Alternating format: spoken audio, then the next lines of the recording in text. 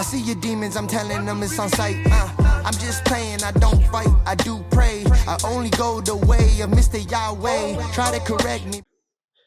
Where should we start this conversation? This is unique for us. No. Miss Mairin McEwan. It's weird because you know a lot about me. You say that, but I'm not sure I really do. Yeah. You're a mysterious woman. Not really. Not really? No. All right, so for those that don't know, Miss Mairin McEwan right here is the general manager of PowerPlacing. Yeah, fearless leader, wonderful mother, and just an all-around very solid person. I'm going to start with a quick story, okay? So 2 years ago next month, we were looking to hire a business manager in Nicaragua. Our first business. Our first business manager in Nicaragua.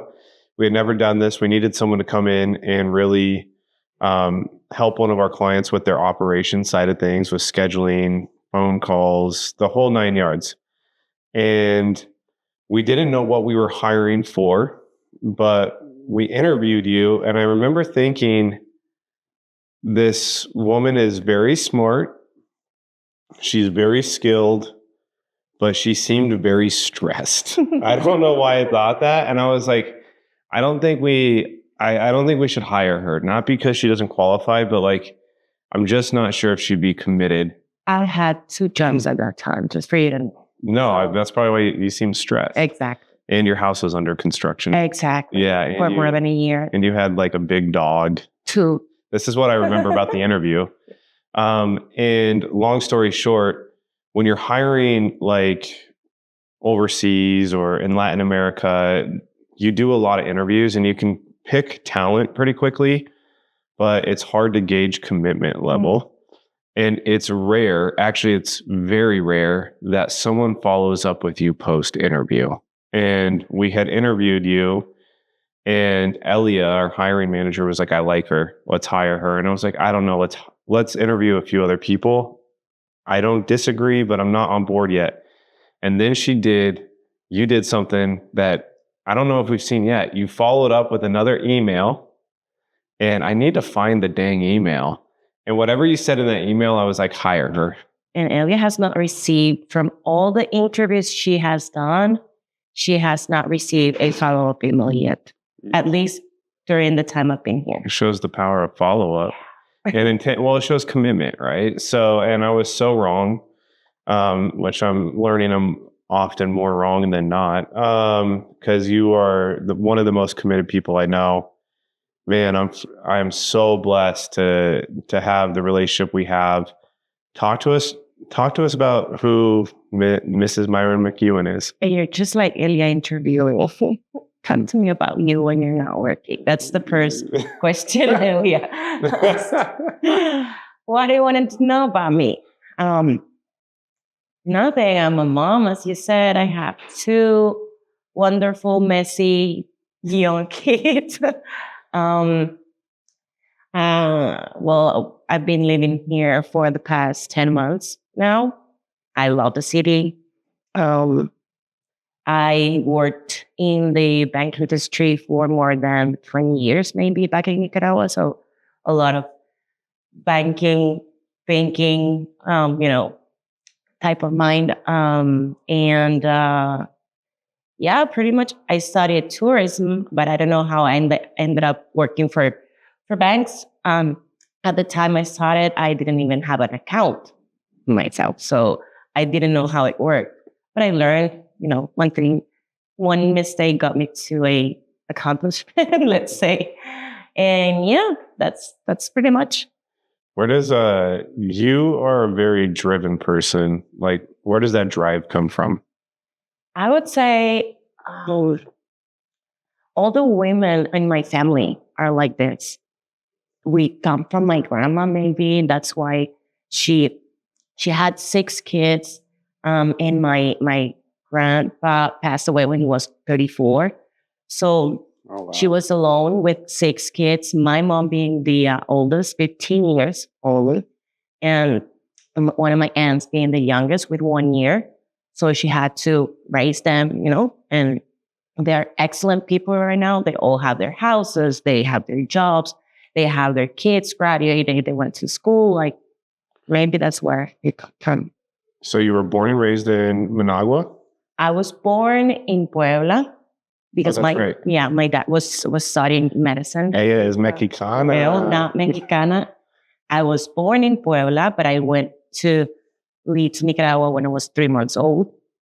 So my heart is white and blue. White and blue. Yes. So let's just say raised in Nicaragua. Yeah. Your father? On and off, because I lived in Guatemala for 3 years. Then we lived in Costa Rica. When I got married, I went to Chile with my husband and my kids for a while. I did my master's in Europe. So it was kind of... Yeah, you're very seasoned and like well-traveled. Yeah, we love to travel. Yeah, and I think that plays into like your overall like skill set, because you understand different diverse backgrounds. That's what you get when you travel. And perspectives. You're fluent in 3 languages, or would you say 4? No, fluent 3. But let's say that German, I would say I understand a lot. It's just speaking, it's really hard. Yeah. So not fluent, but I will not die if I'm alone in Germany. There you go. What's up, my profitable leaders? I know you're listening to this show because you want to stay informed and on top of your game. And I want to bring you something that is often overlooked, and that's how we mitigate risk and actually protect our business, whether that's with misclassification of our employees, contract litigation, immigration law, because we have people that work for us that are from other countries that maybe or maybe aren't misclassified. That's why we partnered with Campos Law. Campos Law is a humanized law firm, as I would put them. They are more than just expert attorneys. They're people looking to help people and business owners just like you. So when it comes to your contract setup, when it comes to your classification of your employees, when it comes to just protecting your business as a true asset, which it is why you should be talking with Campos Law. So for more information, click the link in these show notes and get a partner like Campos Law on your side. So fluent in English, Spanish, and French. Yeah. Your dad also has a unique story. He's a very, would you say, well-known surgeon?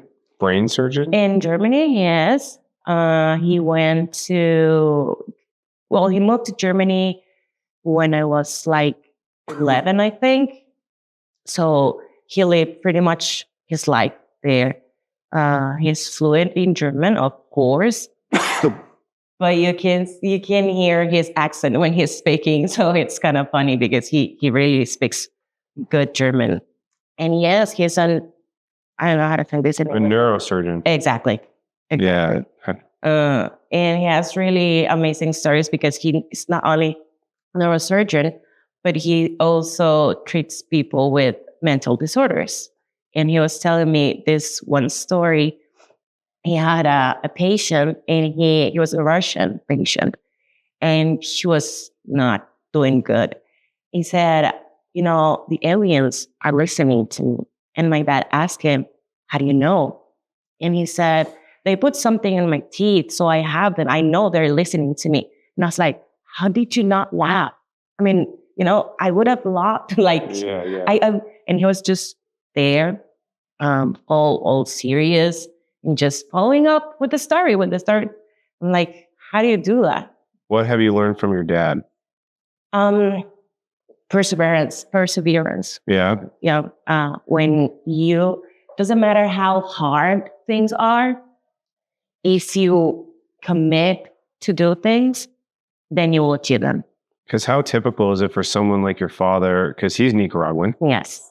And grew up in Nicaragua. Yeah. And how common is it for a doctor in Latin America like that, one, to become a neurosurgeon, and then 2, like end up in Germany? Well, not very common. So, I guess that plays to some of that perseverance. Exactly. He started in Germany without knowing the language, and it's not like he went to clean houses. Like It was studying medicine. Yeah. It's really hard. Yeah. And then having to perform surgeries. Exactly. And your With dad. a team Yeah. in a language so difficult. Yeah, no doubt. And he's a character. He's a funny guy. Yes, He likes to party. He likes to party. a lot. Yeah, so which I appreciate. Yeah. So I wanted to give some background and context because I know that's the makeup of who you are. Also, I want to we're going to get into the professional stuff, right? But again, I'm selfishly want to learn more about you in this moment. You also, correct me if I'm wrong, but you dealt with cancer very early on. When I was 24. Well, there's been two. My brother also had cancer when he was 8, and I got cancer when I was 24. So your parents have 2 children that have overcame cancer. And actually, that's weird. That's not normal according to what I read. That's not something usual. But I have 3 siblings. So my brother and I are from my mom and my dad's marriage. Then I have a sister from my mom's second marriage, and I have another sister from my dad's second marriage. But weird enough, both my brother and I got cancer. Not my other sisters, thank God. Of course, I don't want them to be sick, but it's really weird that the two with the same biological exactly the same dad and mom, we both had it.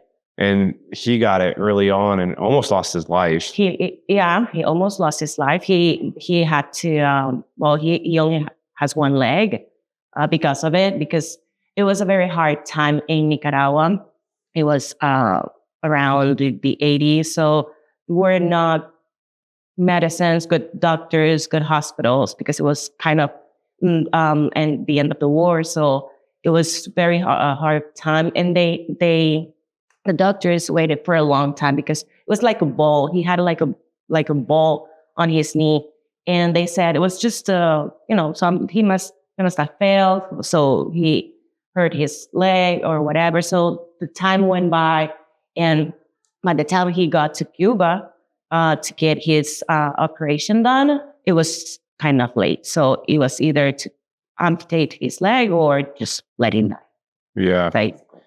Man, so that was because what's the age difference between you and your brother? He's 44, I'm 35. His birthday is in June and my birthday's in May. So that was probably maybe even traumatic for you, though. Of course, I had to be alone with my sister in Nicaragua with my grandma for the amount of, I don't even remember how long it was.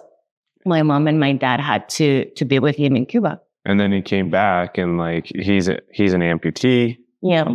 And I remember going to the airport with my cousin, and we were both saying we're going to see him in a wheelchair. But I don't know, maybe because we were so young at that time, what we did was just sit on his leg and just started grabbing him around and just playing with the wheelchair. It was like normal. Nice. So, and then fast forward to your early adult life, 24 years old. How'd you find out you had cancer? And what was that process like? Sorry. I was in Europe. I had finished my master and I was living with my dad at the time. Where in Europe? Berlin. Okay. Yeah, in Germany. And then one night I was just sleeping and I had a pain on my chest, and it sounded like it sounded weird, something weird inside. I couldn't sleep. I had to be sitting to be able to sleep. And then I told him, you know what? It's been 2 years that I've been here. I want to go back to Nicaragua just to see what happened. And I was like, no, you don't like to live in Nicaragua, which is kind of true. I love Nicaragua, but I always dreamed about, living somewhere else. And I was like, just buy the ticket round trip because I know you're going to come back. All right, I know you guys are wondering, how can we keep our cleaning crews engaged and informed and it doesn't have to feel like a struggle? With Team Engine, you can now automate messages, update teams in real time, and bridge language gaps with their built-in AI-powered translations. Whether it's scheduling, last-minute changes, or sharing critical updates, Team Engine keeps your workforce connected and productive. Say goodbye to miscommunication and hello to smoother operations. Visit teamengine.io to get started today. I was like, let's just try. So I went to Nicaragua, and then there was one of my aunts was selling her restaurant, and she was like, "You can buy it from me. You can pay me in small payments." And there was this huge restaurant with everything. Like, I just needed to grab the keys and open up the next day because the menu was done, the cookers were there, everything. So I took my sister with me, and I was like, okay, let's try to run this restaurant. And if that works, I can go back to Europe because I had a job and all that. But I was going to leave my sister with something working.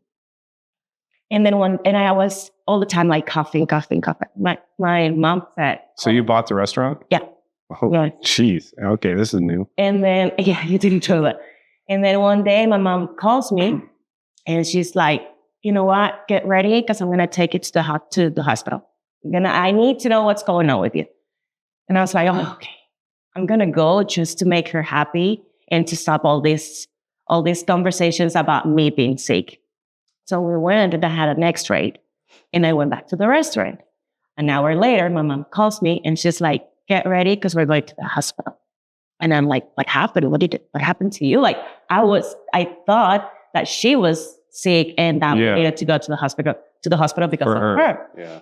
And then she's like, no, you have a ball. It was like a tennis ball, the size of a tennis ball. You have a ball and we need to get a biopsy. Yeah. And there we were the same day at the hospital. There was this huge needle, 4 or 5, I don't even remember. It was so painful. And then they took a sample. And about 3 or 4 weeks later, they told us there was cancer and that I needed to go into surgery. But when my dad came from Germany for the surgery, and he was in the operations room, and when they opened, they realized that it was tied to the heart, well, the aorta. Yeah, the and translator here. Aorta. Okay, Yes, yeah. that. Thank you. And the left lung, so they couldn't remove it. So the ball was tied to your aorta and the left lung, Correct. which is like the tumor. Exactly. Okay. And they couldn't remove it.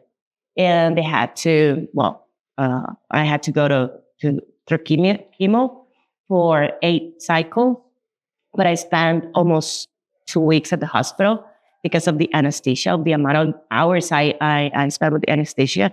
I completely lost it. My body was 34 degrees Celsius, but my mind was saying that I was 38. So I was cold, but my mind was telling something different. So I was sweating all the time. They couldn't turn on the AC, for example, a lot of things during that week and a half. So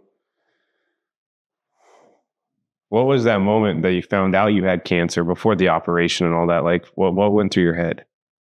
To be honest, I never thought anything bad.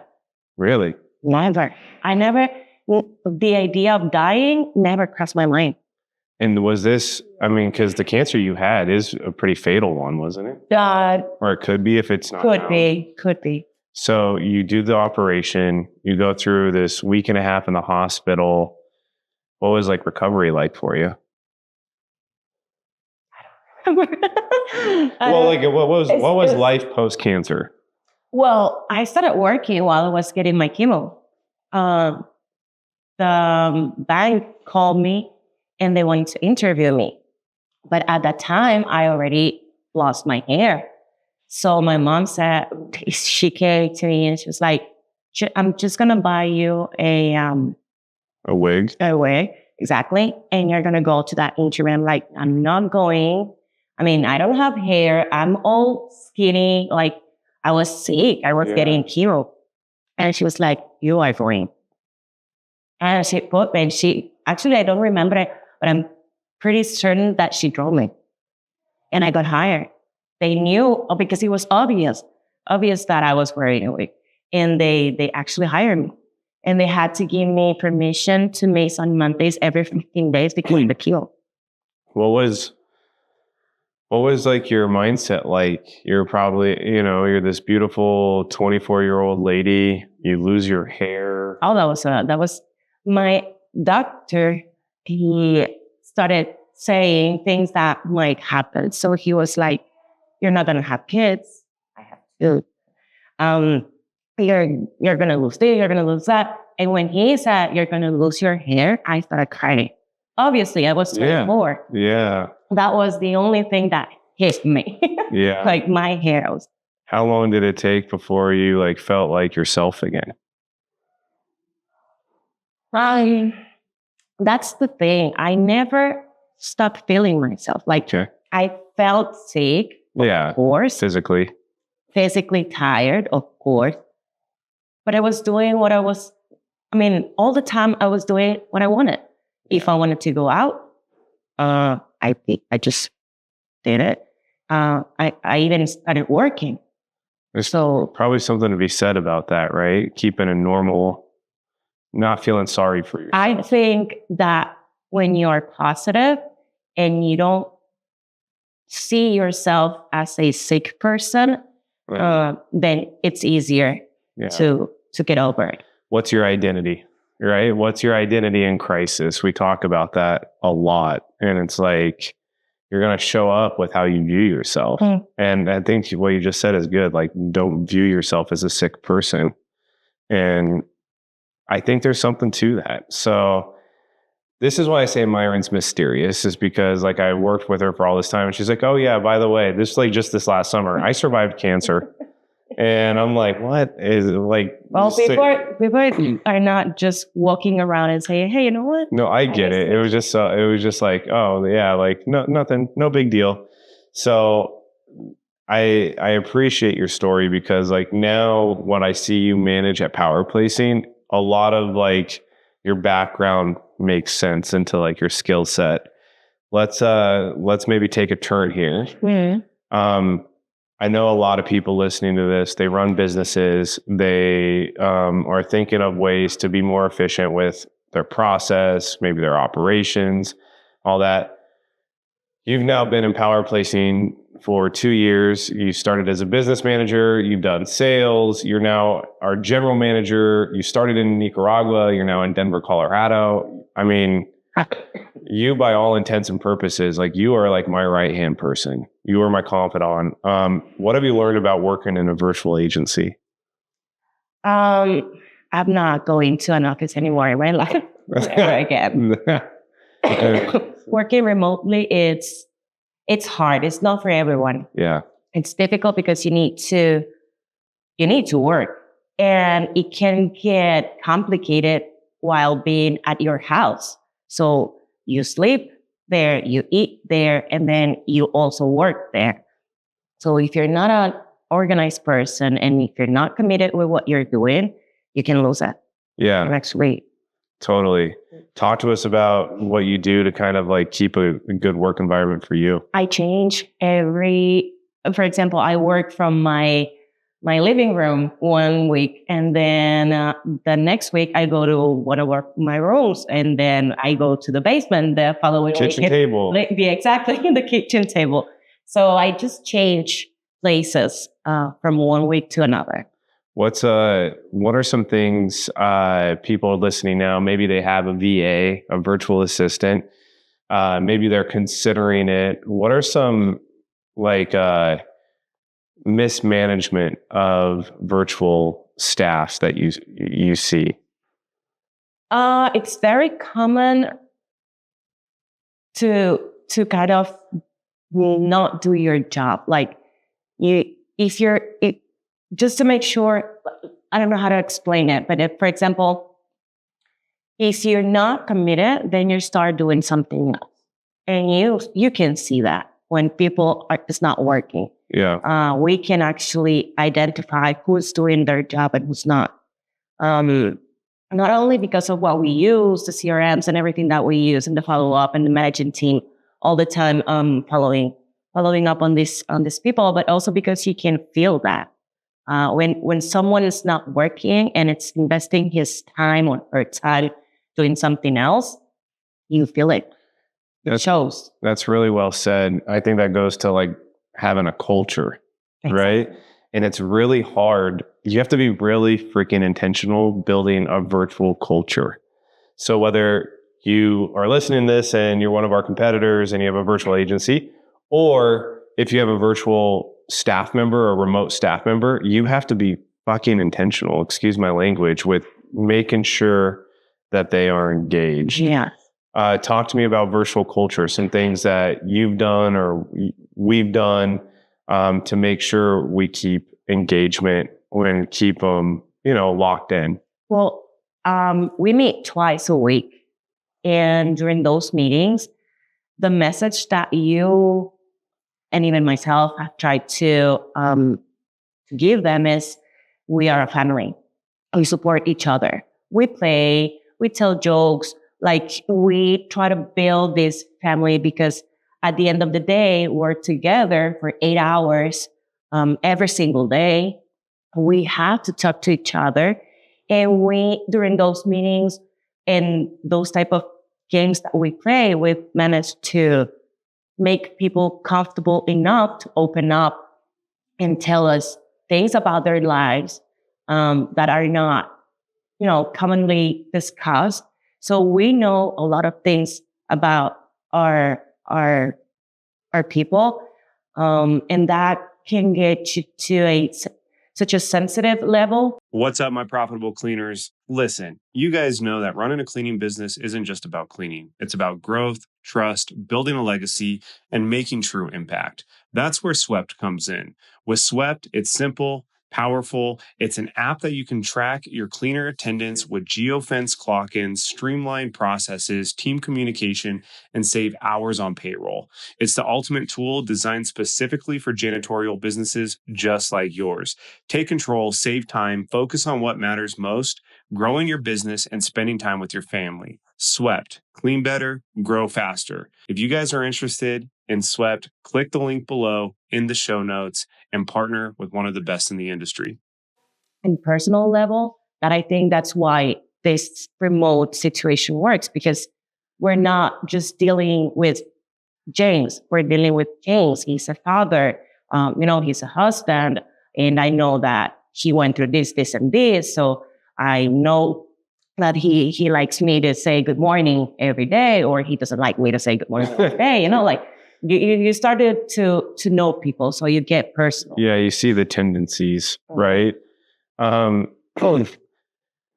to me about ways that you've seen like virtual management evolves over your time here, like things that you've been able to implement to show like increased productivity, ways to actually make sure your virtual team's hitting KPIs and all of that. Just talk to me about the actual logistics of making sure performance is met with your virtual people. Okay, so when I started here, there were no processes.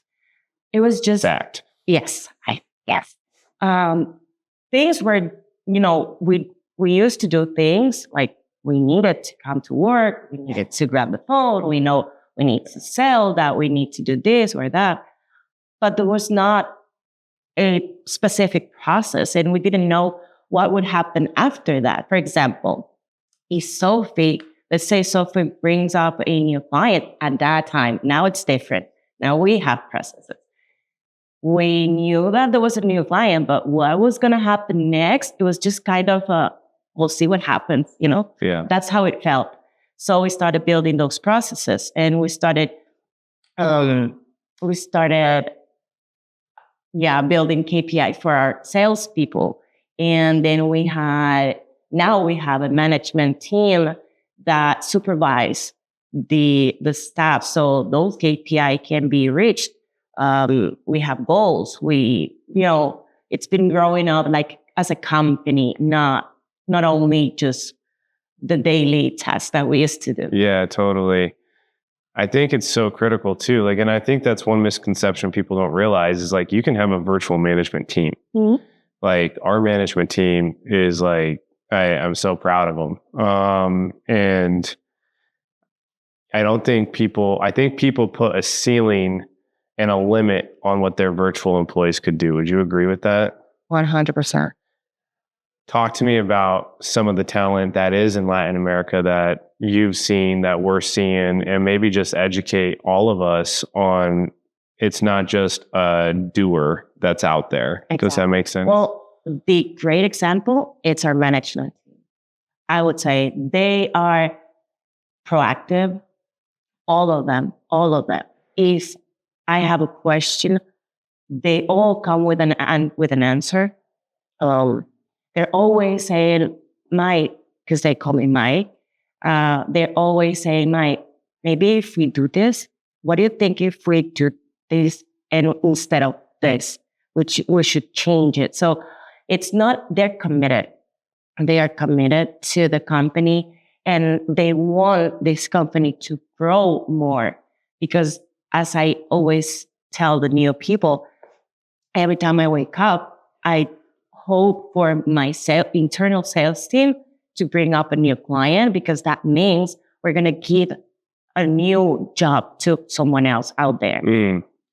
Yes. They're awesome. Or can I tell you? Yeah. Well, I think a lot of people don't even realize like a lot of them have master's degrees. Mm-hmm, correct. They've like done schooling in the United States. And even if they're young, they still studying. Yeah. Even if they don't have like the professional experience that I have now, my age, they're good people. They'll learn fast. They're committed. They want to do more. They want to bring new things to the company. For sure. That's really interesting in what you said though, because our mission at PowerPlacing isn't just it's to connect top tier Latin American talent with like really badass US based companies. And it's such a value win-win situation because you have the opportunity as a business owner to build out a virtual team, streamline your operations, but also change some lives. Yeah. Talk to us about like maybe just the economic situation or setup and how like you get fulfillment from providing another job opportunity.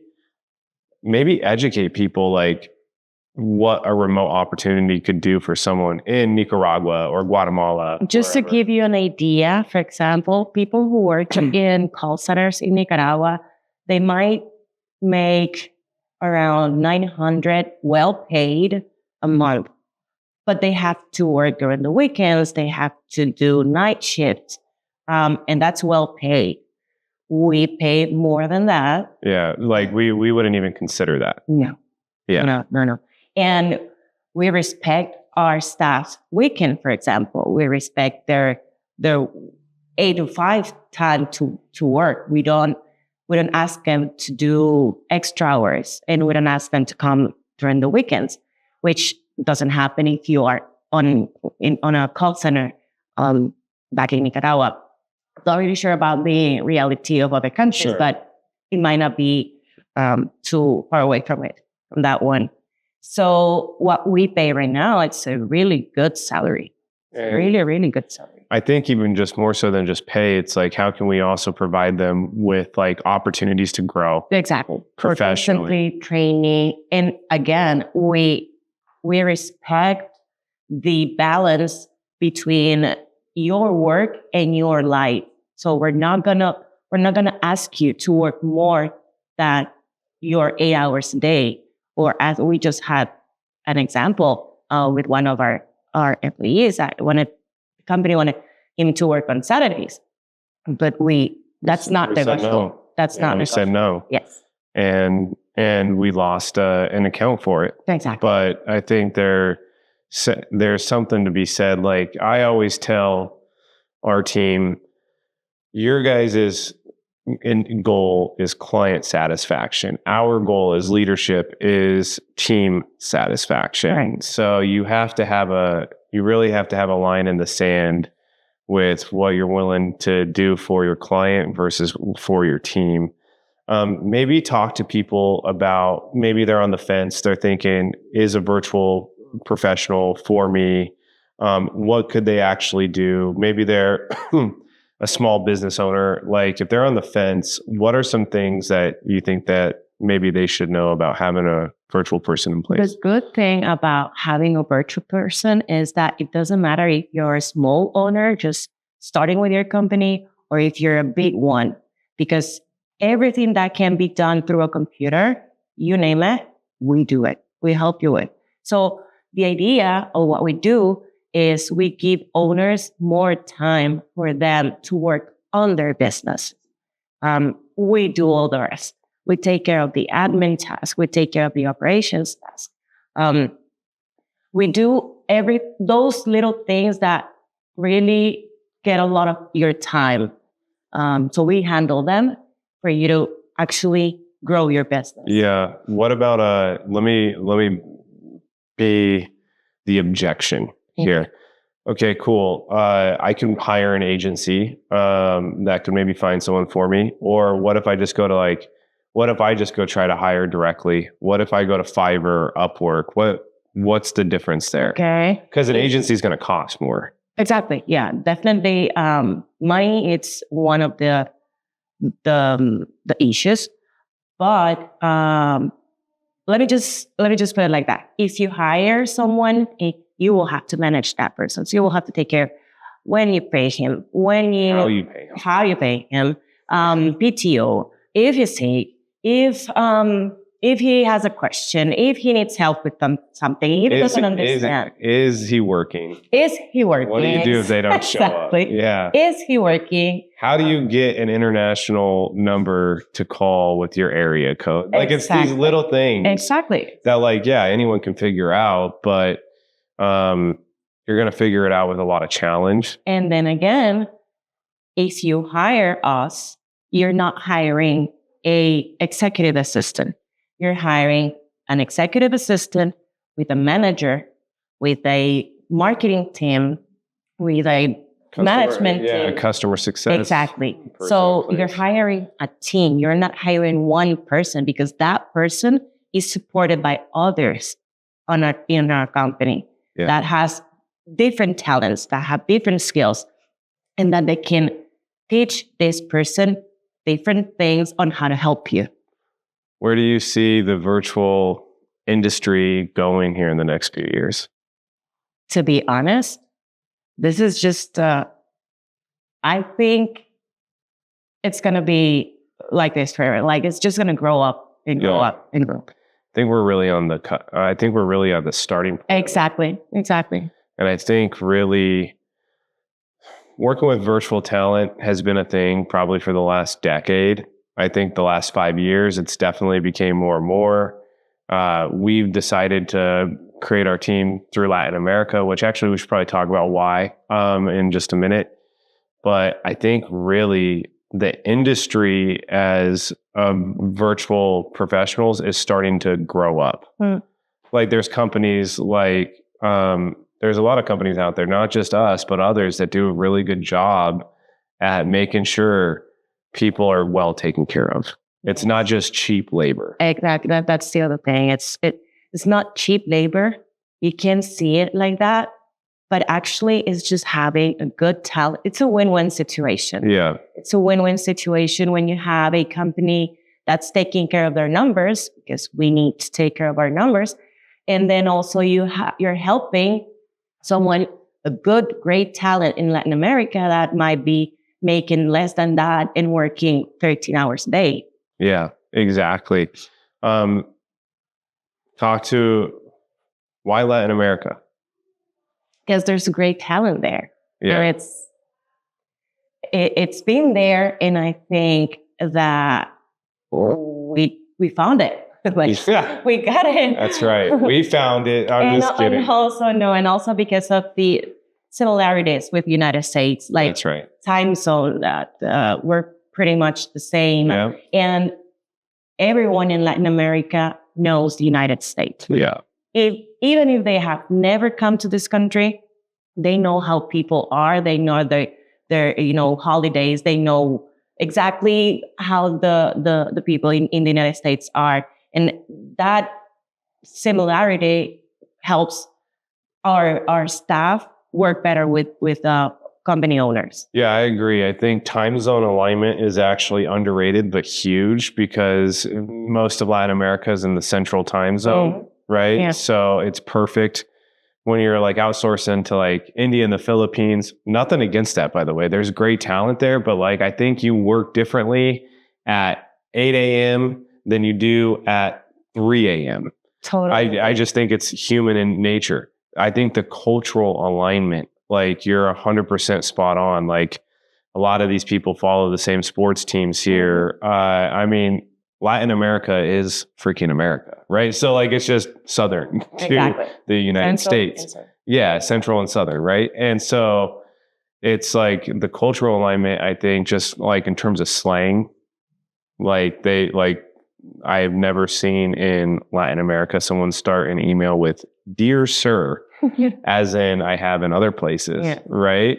Instead, they might say, "Hey, man." Like it's a little bit more natural, right? What's up, Profitable Cleaner listeners? Quick question for you. Are you using 5 to 7 different platforms just to manage the everyday operations of your commercial cleaning company? If so, let us help you consolidate that into one platform. Introducing you uSource. Go to usource.com, book your free demo today, and actually get started on your trial for 60 days. No charge for 60 days, all from time and attendance to reporting, vendor management, operations, sales. It's time you stop using 5 to 7 platforms and consolidate into one. So listeners, don't forget, go to usource.com and start your account today. Real fast, I wanted to hit on something here, because you have been in many of business meetings with business owners, good and bad. Listen, there's a big problem with, I think, how people view hiring virtual talent. If you were to be speaking to a business owner right now, how could they be a good leader for a virtual person? Communication. Communication is all it takes. Like, you need to make sure that your remote employee feels part of your company, feels part of your staff, your inside staff. And that's through communication. You need to meet with that person at least once a week, at least. You need to introduce that person to the rest of your team, not only because of, getting along together, but also because that person can start understanding better your company, which will lead at the end of the day to a better result, right? If that person is well trained and knows how you work and knows your purpose and your vision, and share those core values with you, then at the end of the day, that person will be successful, and that's going to impact you directly. Yeah, totally. I think that's well said. And I remember hearing like 4 years ago, we hired someone and they said, "James, this is my first time ever working with a US company where I saw my client's face on Zoom." They were like blown away. They're like, prior any other freelance jobs or remote jobs I had, it was just like I was like nobody. And it was just like they'd send me an email.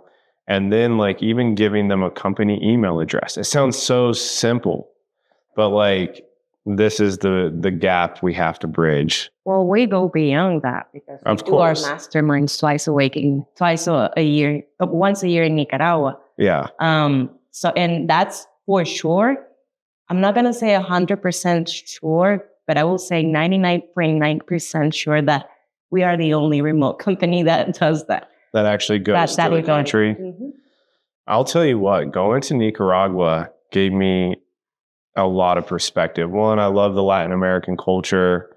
I've always like loved Spanish and all of that. And I thought I was like ready for it. And I hit outside of the Managua airport in August of 2023, and I was freaking culture shocked. I was. And I also felt so much love and support, because I'm so lucky. I get to travel to Nicaragua and get greeted by 40 people the second I get there. But it gave me a different perspective on the challenges economically and socially of the country. And it also gave me such great appreciation for the talent that we have and the talent that's down there. And I think it's important, if you're a US company and you have virtual employees, we're expecting them here as the business owner to understand our cultural alignment and values. What can you do to understand theirs? And going to Nicaragua, I freaking love going to Nicaragua. I can't wait to go back next year. I'm trying to convince Vladimir to go, but he's You have to go, Vladimir. You have to. He's muy nervioso, no pasaporte. Oh, yeah, it's Nicaragua. Excuse. Yeah, exactly. You're gonna love it. Anyways, we look forward to going, and I was so thrilled and humbled we got to bring Dan's family this year. Yeah. It was really cool. So just don't drink the water. I'm just kidding. But no, I think actually you can drink it. It's just you gringos can drink the water. You're gonna get sick. No, I think that was really special. Eat watermelon. Yeah, never eat watermelon in Nicaragua. That's right. Speaking of that, actually going to Nicaragua, this is why it was really important. Here's like behind the scenes story. So we went to Nicaragua August 2023. That was the first time. It was the first time I met Mairin, obviously in person, but it was the first time I met a lot. Like at the time, I had worked with my assistant for 3 years. I had never met Naz in person. Elia. It was just crazy, like actually feeling like you know someone because you worked with them for 2-3 years at that point, and then meeting them for the first time in person is a freaking trip. And with that being said, though, it was the last day we were there, we got the chance to meet families. And that's when we met your beautiful family. We met Didier Grande and Didier Pequeño, and then Sophia.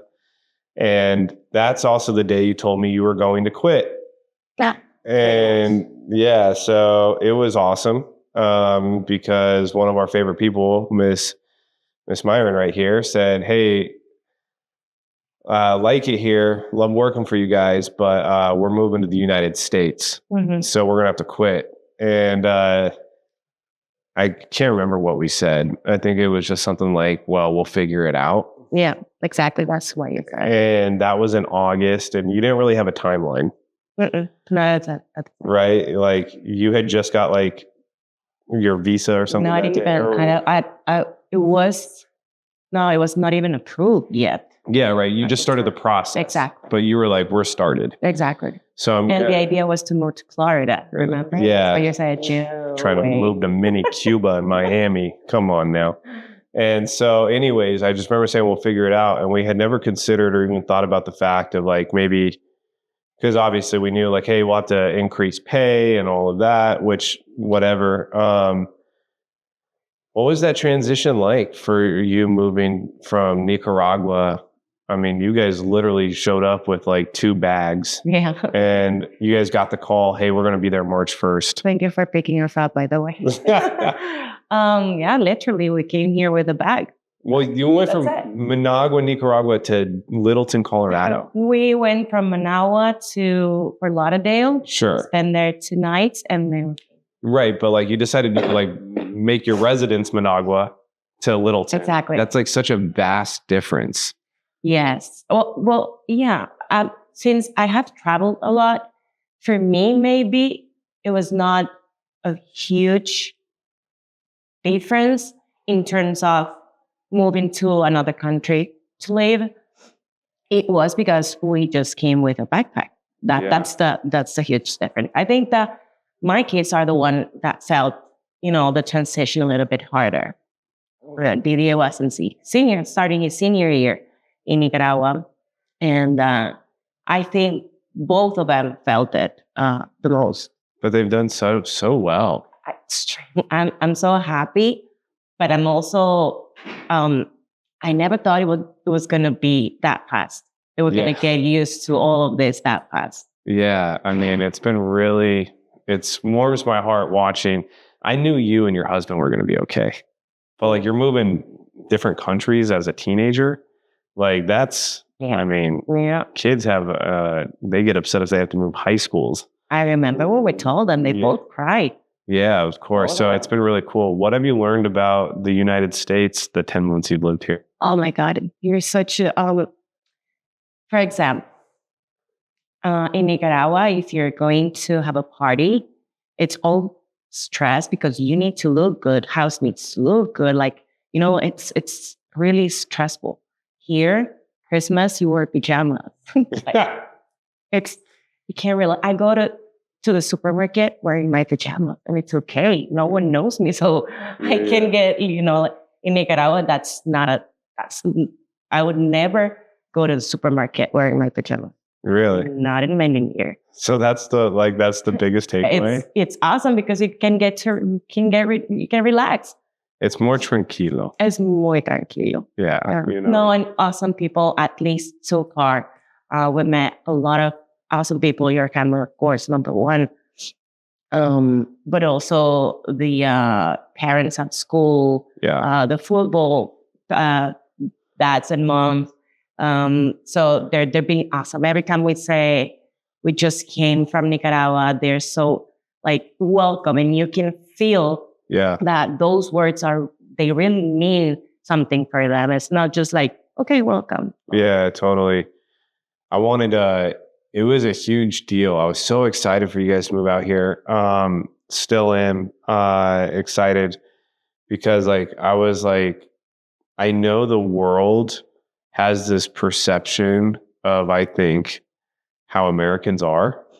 And I know like when you actually get here and you're greeted with like grace and love, that's how I choose to see how people here are.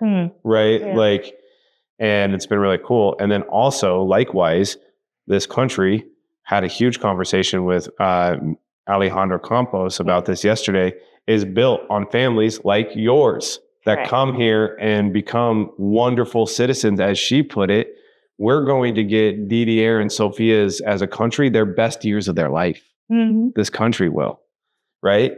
So like, it's such a awesome thing. It's different because you need to work everywhere. But here it's like, there are so many opportunities. But yes, you need to work for them. Like, it's not for free. That you have health here, that you have good streets. It's like, you need to work for it. Yeah, I think there is a work ethic there, and capitalism freaking rocks. So, sorry if that offends you. Find a new show, unsubscribe. But Mairin, you're just such a badass. And there's people in your life that come into your life that like, maybe you'll remember, maybe you won't. You're one of the people that like, I believe will be friends forever. And I want to take this moment just to say how much I appreciate it. And I got love for you and your entire family. And I want to shut up so I don't get emotional, but thank you so much. No, thank you, because part of this transition being so small groups because of you and your family. Well, such an honor. And with that, if you guys are interested in virtual setups and virtual operations, hit the links below. But you're going to be speaking with someone like Mairin or someone on Mairin's team that will be a resource for you. Because you know what? Virtual talent isn't for everyone. And we'll be the first to tell you if it's not, at least with us. But if so, we're happy to be that partner. But if not, we're also happy just to be a resource. So, and you get to have good conversations with people like Mairin. So thank you so much. I'm just playing, I don't fight, I do pray. I only go the way of Mr.